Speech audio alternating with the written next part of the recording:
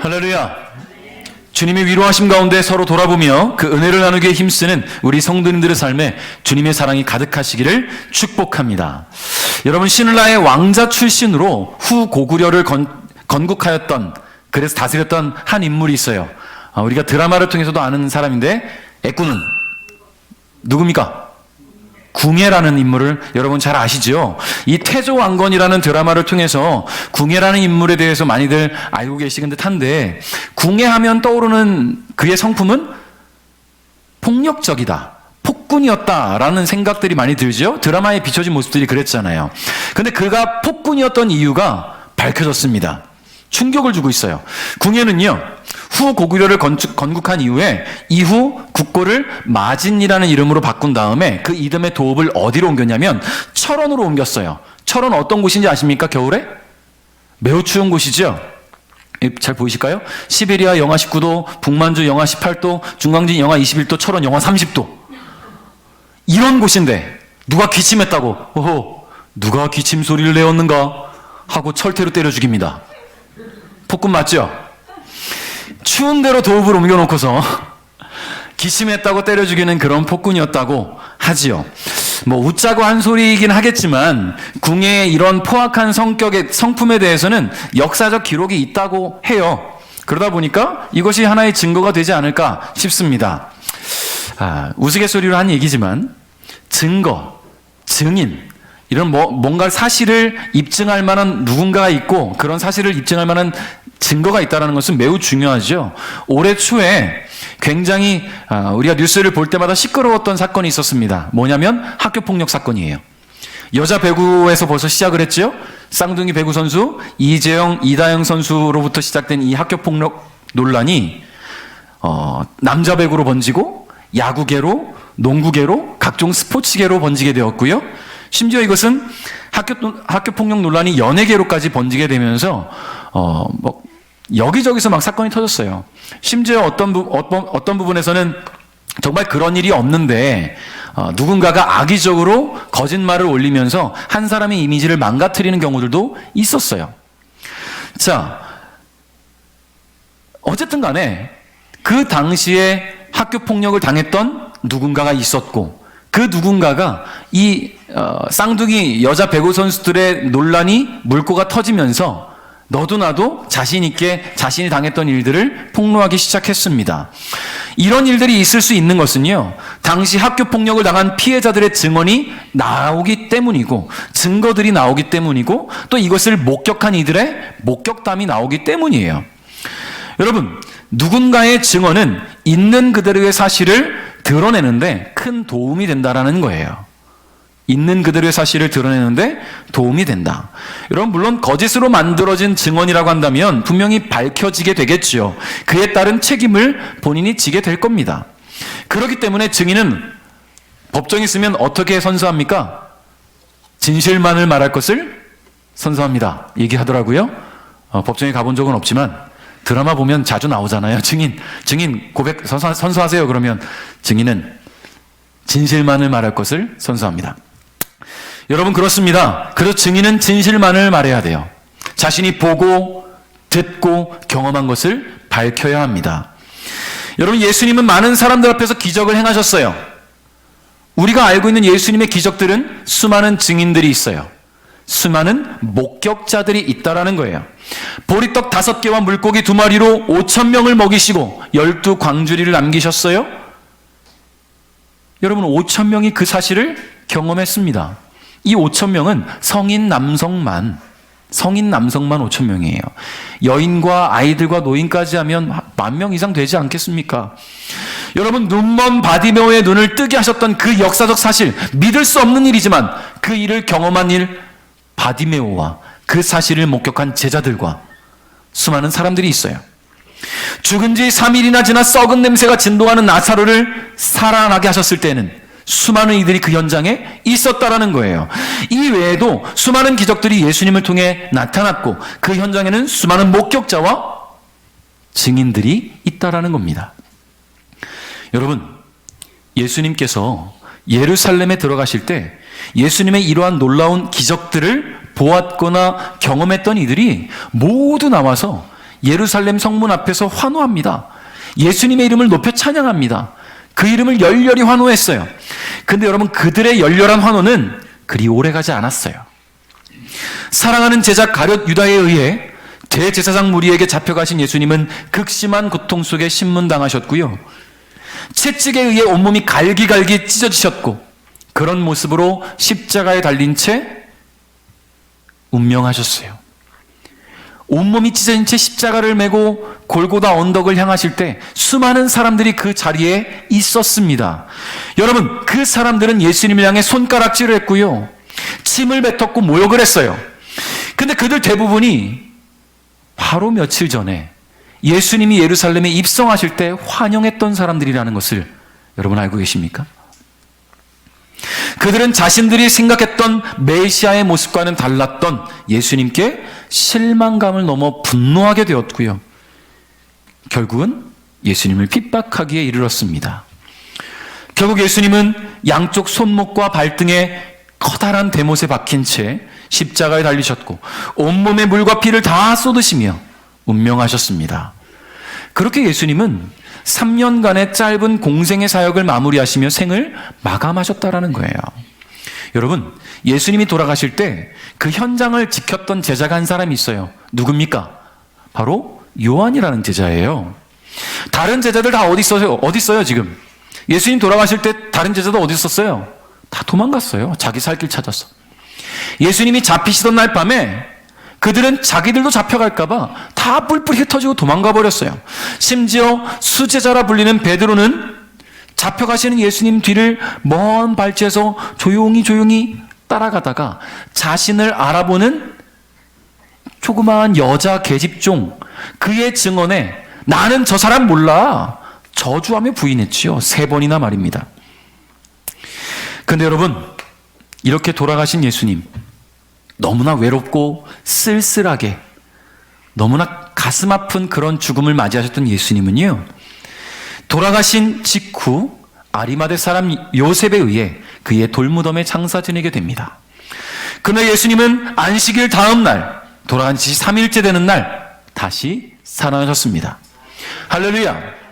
예수님의 부활 소식은 예수님의 시신에 향유를 바르기 위해 예수님의 무덤을 찾아갔던 마리아를 비롯한 여인들에 의해 공개되었어요. 전해지게 되었다라는 이야기예요. 마리아와 여인들은 예수님의 부활을 세상에 알린 첫 증인들이었어요. 여러분, 부활하신 예수님을 가장 먼저 만나고 그 부활하신 예수님을 가장 먼저 전하는 그 귀한 역할, 그 귀한 사명을 감당했다라는 거예요. 그들은 자신들이 보고 들은 것을 예수님의 제자들에게 전함으로 증인의 사명을 감당했습니다. 무덤 문이 열렸는데 예수님 보이지 않고 거기에 천사 2명이 있어요. 2명이라고 해야 되나요? 뭐라고 표현해야 될까요? 천사는.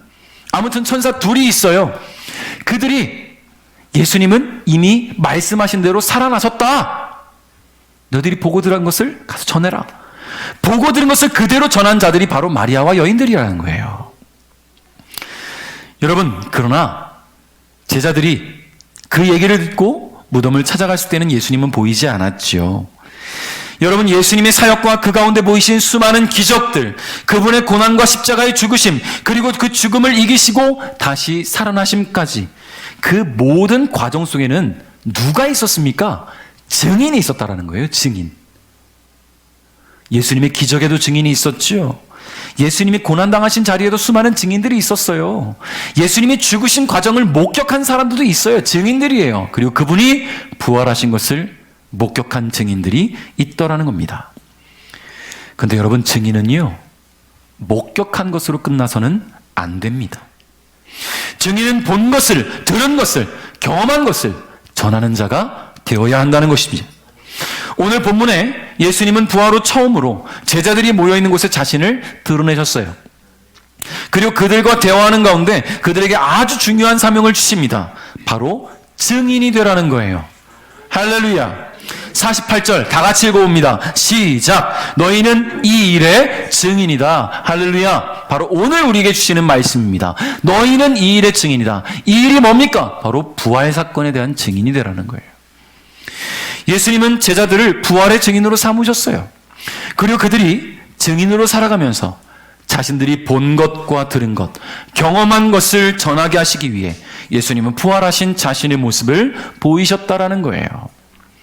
여러분, 어린 시절에 친구들끼리 초능력 이런 거 드라마나 이런 재밌는 얘기들 많다 보니까 초능력에 대한 이야기들도 한 적이 있었어요.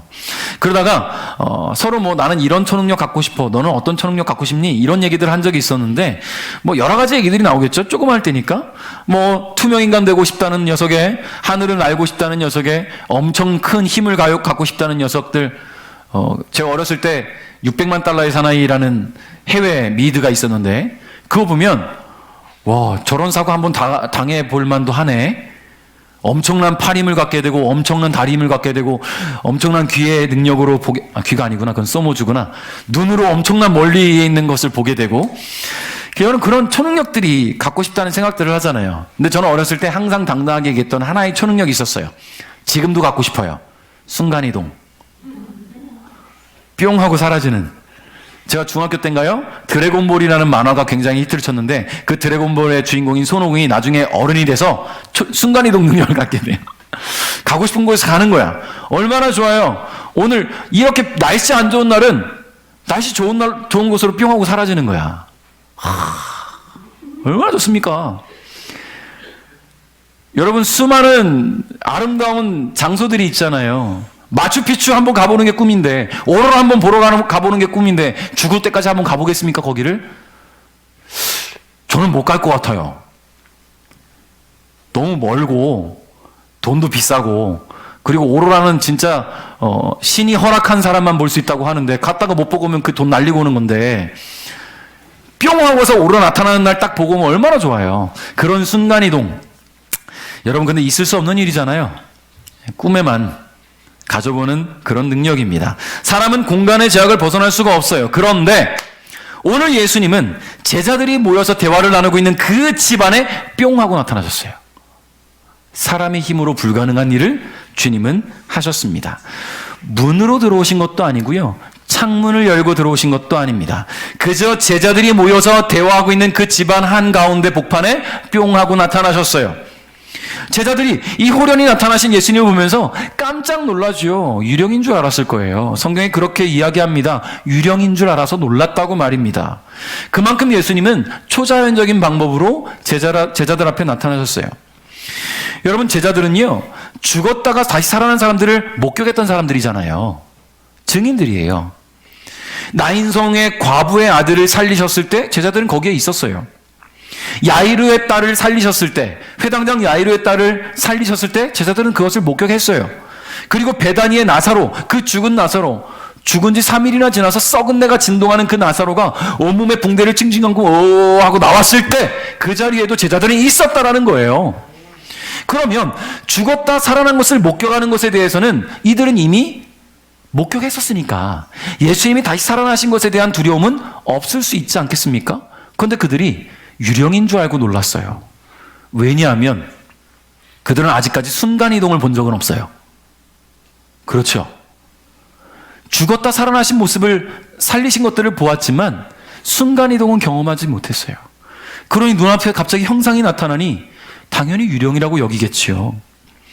여러분, 그들은 부활하여 새로운 삶을 살게 된 이들을 보았지만 부활과 동시에 초자연적인 능력을 갖게 된 이를 본 적은 없습니다.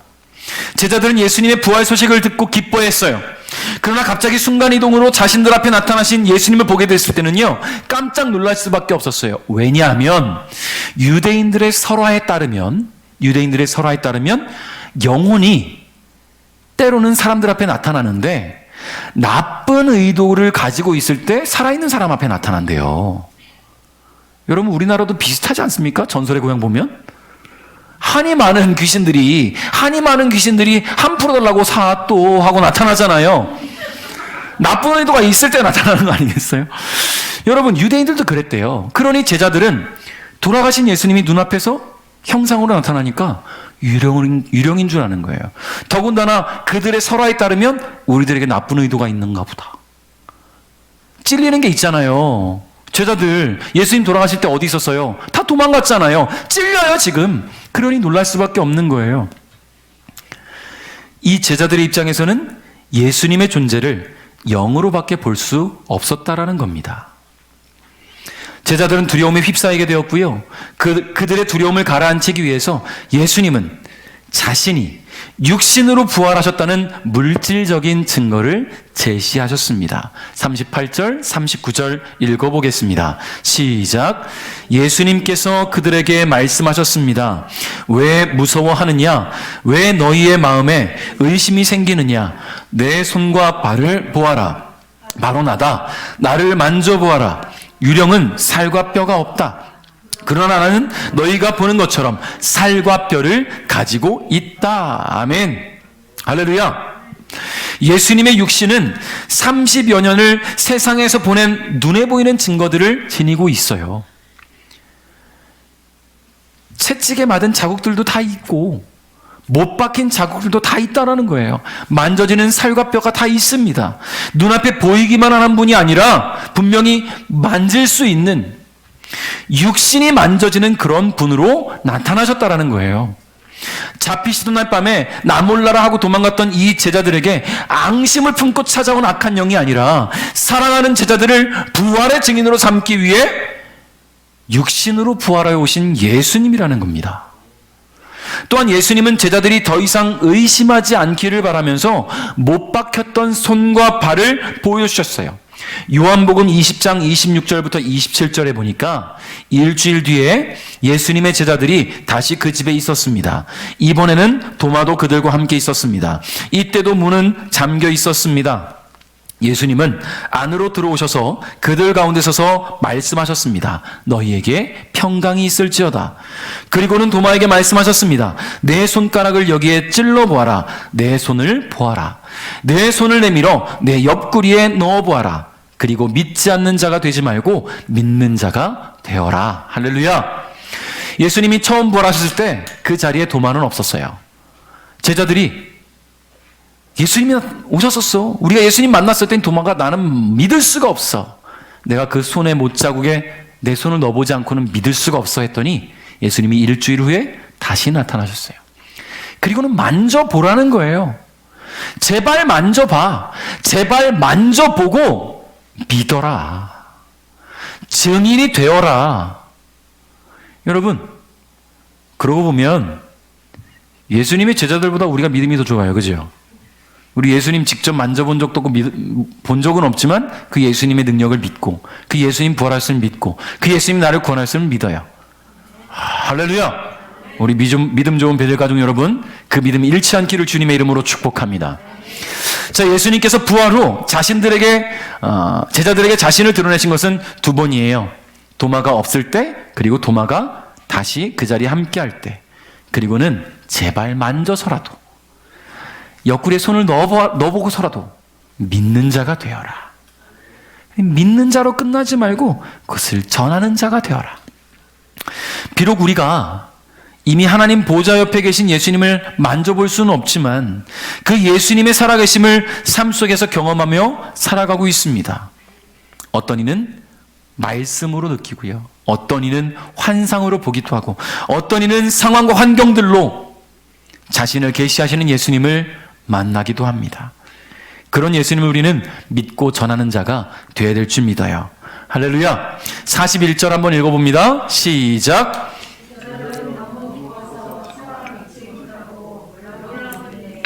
예수님께서 제자들에게 말씀하셨습니다. 먹을 것이 좀 있느냐? 아멘. 저는 기독교 집안에 자라다 보니까 한 번도 제사를 경험해 본 적이 없어요. 그러나 지인들을 통해서 듣기도 하고, TV를 통해서, 잡지를 통해서, 제사에 대한 것들을 이제 보게 되니까, 제사를 지내기 위해 준비해야 될 음식이 상당히 많다라는 것을 알게 됐어요. 근데 요즘에는요, 제사상도, 생전에 좋아하시던 음식들을 놓기도 한대요, 보니까. 그래서 피자, 치킨, 파스타 같은 것이 제사상에 올라가기도 하더라고요, 어떤 집들은. 모두 그런 것은 아니겠지만, 어떤 집들은 말입니다. 제사가 다 끝나고 나서, 이 음식이 줄어들까? 그렇진 않아요, 보니까. 생전에 살아계실 때 좋아하셨던 치킨이 제사상에 올라와 있어도 제사 끝나고 봐도 그대로 남아 있습니다. 왜요? 영혼은 먹지 못해요. 네. 영혼은 먹지 못해요. 조상이라고 불리우는 그 영혼들은 와서 음식을 먹을 수가 없다라는 거예요. 여러분, 처음 제자들 앞에 나타났던 예수님은 당시 제자들은 자신의 몸을 보이시는 예수님을 보고서 매우 기뻐했지만 놀라운 상황에 여전히 믿지 못하고 있었습니다. 그때 예수님께서는 다시 한번 조금이라도 남아있는 의심을 종식시키기 위해서 음식을 요구하셨어요. 음식. 42절 43절 볼까요? 시작. 제자들이 구운 생선 한 토막을 예수님께 드렸습니다. 예수님께서 그것을 받아들고 제자들 앞에서 잡수셨습니다. 아멘. 예수님은 부활하신 후 엠마오로 가던 두 제자들과 함께 식사하신 적이 있어요. 이미 부활하셨을 때. 그리고 지금 여러 제자들이 모여있는 곳에서도 역시 음식을 드셨어요. 예수님께서 이렇게 식사를 하신 것은 배고파서? 단순히 너무 먹고 싶어서? 3일 동안 무덤에 있다 나왔더니 너무 먹고 싶은 게 많아. 그래서 음식을 드시려고 하신 것이 아니고 자신이 유령이 아니라 살아있는 부활한 사람이라는 것을, 부활한 육신이라는 것을 보이기 위함이셨다는 거예요. 48년 동안 하루 세 끼를 라면만 드신 할아버지가 있어서 화제가 됐었는데, 강원도 화천에 거주하시는 고 박병구라는 할아버지거든요. 바로 이분이에요. 자, 이 할아버지는 1972년에 장협착증을 앓게 되셨습니다. 장이 입구가 좁아진 거예요. 협착이 돼갖고. 그때 어떤 음식을 소화할 수도 없습니다. 먹었다 하면 자꾸 토해내고. 그러다가 어떤 사람이 음식을 못 먹는다면 라면을 한번 먹어봐라. 라면 먹으면 속이 확 풀어진다. 라고 얘기를 했고요. 그 얘기를 듣고서는 라면을 드시기 시작했대요. 근데 뜻밖의 편안함을 느꼈습니다. 그때부터 농심 소고기 라면을 시작으로, 지금은 단종됐다고 하는데 저는 본 적도 없는데 해피라면이라는 게 있었대요. 해피라면으로 갈아탔다가 그 다음 새로 출시됐던 그 당시 안성땡면을, 다 보이네요? 안성탕면을 드시게 되었다고 하는데요. 하루 세 끼를 안성탕면만 드신 거예요. 하루 세 끼를. 이 소식을 접한 농심 측에서 1994년부터 이 할아버지께서 2019년인가 돌아가셨는데, 돌아가실 때까지 라면을 공급하셨습니다. 야, 농심 대단하다. 너무 감사하다 라고 생각이 들겠지만 농심 측에서도 홍보 효과가 되는 거예요. 평생 라면만 먹어도 장수하는데 문제가 없었다라는 광고 효과가 난 거예요. 92세까지 사셨다니까. 장협착적으로 금방 돌아가실 것 같은 분이 이 라면만 삼시세끼 드시면서 92세까지 사셨다니까. 홍보 효과가 된 겁니다. 저도 자취할 때 많이 먹었거든요. 그래서 제가 자취할 때 라면 먹는 거 보면 부모님이 아유, 라면 먹어서 힘이 되겠냐? 힘이 돼요. 제가 얼마나 좋아하는지 모르는데 힘이 되더라고요. 자, 괜히 하는 소리는 아니고요. 자, 어떻습니까? 사람은 여러분 먹어야 돼요. 먹어야 살 수 있어요. 먹는 자가 살아있는 사람입니다. 무엇을 먹든지 간에 사람은 먹어야 살고 먹지 않으면 죽어요. 예수님은 살아나셨어요. 그리고 보란 듯이 드셨습니다. 예수님은 부활하셨다라는 거예요. 우리는 학교에서, 학원에서 또는 공부방에서 여러 지식들을 배우죠. 그리고 그 배운 것들을 익히고 기억하여 지식을 쌓아갑니다. 그러나 성경은 단순한 인간의 지성으로는 이해할 수 없는 것입니다. 하나님께서 성경을 이해하도록 마음을 열어주셔야 된다는 거예요. 왜냐하면 우리가 이성의 눈으로 성경을 보면요, 성경에 기록된 사건들은 도무지 믿을 수 없는 일들밖에 없어요. 제자들은 예수님께서 십자가에 달려 돌아가시기 전에 예수님으로부터 늘 성경을 배웠습니다. 이해가 되지 않는 말씀들은 비유를 들어서 설명하시면서까지 제자들이 말씀을 이해할 수 있도록 가르쳐 주셨어요. 자, 오늘 44절, 45절 부활하신 예수님께서 또다시 제자들에게 말씀을 가르쳐 주십니다. 읽겠습니다. 시작. 그리고 제자들에게 말씀하셨습니다. 내가 전에 너희와 함께 있을 때에 너희에게 한 말이 이것이다.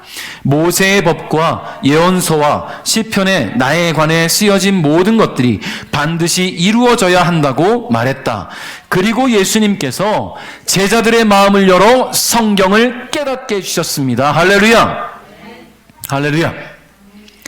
예수님은 십자가에 달리기 전 제자들에게 부활에 대해서 이미 가르쳐 주셨어요. 만약 제자들이 이전에 예수님의 가르침을 경청하고 잘 받아들였다면 예수님의 부활은 그리 놀랄 만한 일은 아니에요. 그들도 예수님 말씀하실 때 경청하진 않았던 것 같아요. 근데 이제 부활하신 예수님께서는 다시 한번 제자들에게 부활이 성경의 예언대로 이루어진 것이라는 것을 다시 한번 알게 하십니다. 46절에 예수님 이렇게 말씀하세요. 이렇게 기록되어 있다. 그리스도가 고난을 당하고 3일째 되는 날에 죽은 자들 가운데서 일어날 것이다. 할렐루야. 예수님은 성경의 예언대로 부활하셨습니다. 예수님께서 부활하신 것은 예수 그리스도의 이름으로 모든 민족이 죄 용서받고 구원받게 하기 위함이라는 거예요. 여러분, 그렇기 때문에 예수 그리스도의 이름이 열방에 전파되어야 될 줄 믿습니다. 그 일을 위해서 예수님은 제자들을 부활의 증인으로 삼으신 거예요. 그 일을 위해서 예수님은 자신을 만져보게 하셨고, 그 일을 위해서 예수님은 먹으면서까지 나는 부활한, 육신으로 부활한 예수야 라는 것을 보이셨어요. 성도 여러분, 성경대로 부활하신 예수 그리스도의 이름으로 오늘 저와 여러분은 죄 용서받고 구원받은 하나님의 자녀가 되었습니다. 예수께서 제자들을 증인으로 삼으셨기에 복음이 오늘 우리에게까지 전해졌음을 기억하시고 우리도 예수의 부활을 전하는 자들이 되어야 할 줄 믿습니다. 말씀을 맺겠습니다. 예수님은 제자들을 향해서 너희는 이 일의 증인이다 라고 선포하신 이후 그들에게 한 가지 약속을 주셨어요. 그 약속 우리 같이 한번 읽어볼까요? 49절 시작. 보아라, 내 아버지께서 약속하신 것을 너희에게 보낸다. 그러므로 너희는 높은 곳에서 오는 능력을 입을 때까지 이 성에 머물러라. 아멘. 여러분, 예수님께서 약속하신 것은 바로 성령입니다. 제자들을 부활의 증인으로 삼으신 예수님은 그들이 증인으로서의 삶을 잘 감당할 수 있도록 도울 수 있는 성령을 보내주시겠다고 약속하셨어요. 비록 약속을 주셨던 그 당시에 그것이 성령인지를 알지 못했던 제자들은 예수님이 승천하신 이후에 막막하고 막연했던 시간을 보냈지만 끝까지 약속을 기다리며 예루살렘을 떠나지 않고 기도하던 가운데 그들은 성령을 만나게 되었어요. 성령의 임재를 경험하게 되었습니다. 그리고 그들의 삶은 변화되었는데요, 두려움에 떠는 사람들이 아니라 담대하게 주님을 증거하는 사람들이 되었다라는 거예요. 아까 말씀 전에 잠깐 영상을 보았죠? 예수님의 12제자 가운데 사도 요한계시록을 기록하기 위해 반모섬에 유배되어 있던 사도 요한을 제외하고 모든 제자들은 순교하였어요. 그들이 죽음도 두려워하지 않을 수 있었던 것은 부활하신 예수님을 경험했기 때문입니다. 만났기 때문입니다. 그 부활의 능력이 자신들의 능력이 될 것을 믿었기 때문이라는 거예요. 오늘 우리의 삶에도 성령께서 함께 하십니다. 그리고 성령께서는 저와 여러분이 부활하신 예수님을 전하는 자로 살기를 원하십니다. 우리 안에 계신 성령께서 복음을 전하도록 마음에 강하게 충동질하실 때, 내 마음에 막 복음을 전하고 싶을 때 그러지 마, 잠잠해야지, 그러지 마십시오. 전하게 하시면 전해야지요. 입이 근질근질 하시면 전하십시오. 예수님이 부활하셨어요. 예수님이 나를 구원하셨어요. 예수님이 당신도 구원하시길 원하셔요. 그 예수님 믿어야 천국 갑니다. 마음에 성령께서 감동을 주실 때 우리는 증인으로 살아가야 될 줄 믿습니다. 마음의 충동을 거부하지 마시고 거절하지 마시고 받은 은혜 그대로 믿고 있는 그대로 전하는 우리 사랑하는 베들 가족 여러분 될 수 있길 바랍니다.